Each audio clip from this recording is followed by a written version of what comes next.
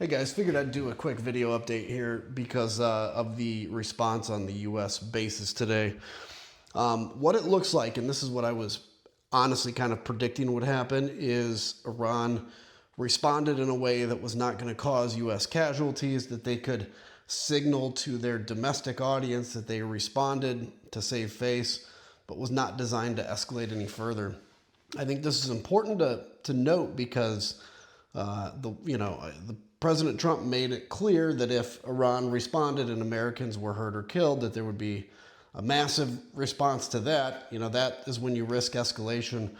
And I think the Iranians recognize that right now the most important thing they can do is actually fight for the survival of their regime. And so if you think back to when Soleimani was killed, there was a response against the U.S. base in Iraq, and people were injured from the concussion of the missiles, but nobody was killed.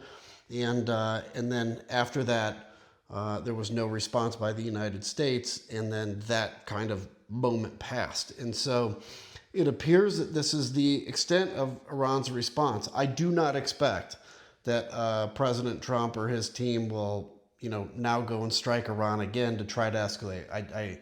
I've seen a lot of comments of people saying, well, they want to escalate. They want to start World War III. Like, guys, they don't. I don't like anything about Donald Trump. Nothing has changed about that. I happen to agree with this strike. But I also, one of my biggest criticisms of him is I think he's actually afraid of everybody and everything. So he doesn't want to escalate. You can disagree with the strike. You can disagree with why he did it. I would much rather have had a different team. But so my prediction is this now kind of settles down. And I think, within a week, maybe less, actually, probably Israel and Iran find a ceasefire between the two of them. I think Israel has a number of targets they still want to take out, and then there will be not peace, but kind of an uneasy ceasefire between them. So I was gonna initially tomorrow do another video about what is the range of responses that Iran could do, and I think again, since we've seen that, and it appears to be symbolic. In fact, they alerted Qatar as to that. And by definition, the United States, and we stopped the response, then I think this is basically about it right now. There was some questions about Congress authorizing these strikes. This is an important one. You can believe that Congress needs to authorize strikes every time.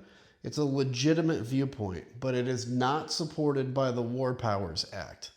The War Powers Act says that a president can basically do a strike if they alert Congress, and not all of Congress, kind of like certain people in Congress. They can do a strike.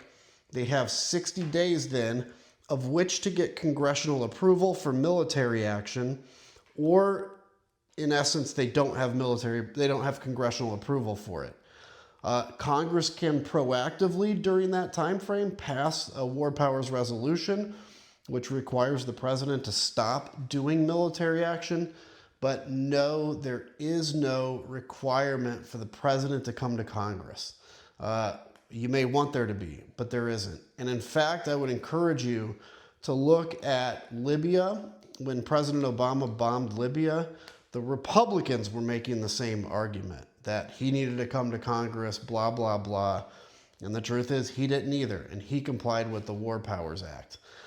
There are some people that are consistent in Congress that believe that Congress should authorize every military strike. I respect that. I don't have that viewpoint, but I respect it because I actually think Congress is completely incapable of foreign policy. I've seen it from the inside. If I believed Congress would do things based on what's good for the country and not just the party, I'd have a little bit of a different feeling. But every time there's a military action, the party not in power, or that doesn't have the presidency, screams about War Powers Act and, illegal and all this stuff. The people that are consistent, I respect. Rand Paul's one of those. I think Chris Coons is one of those. There are some that are consistent about even calling out their own side. I have great respect for that, but not for the people that only do it when it's the other party. So look, the bottom line is, from the congressional perspective, you may want to think that President Trump did something that was illegal. According to precedents, it wasn't. They did alert Congress. I did hear rumors that they only alerted the Republican members, which is a huge concern to me because, this has got to be bipartisan, but they did comply with that. So, yeah, that's about it. That's the update. Like I said, appears to be a limited strike response by Iran, which is good. Obviously, they could do more, but all the indications coming out of Iran are they're done, and they hope this settles the deal. So with that, I hope everybody's doing well. I think take a big, deep, easy breath, be happy. That's all it was. Thanks, guys. Take care. Thanks for being part of the team.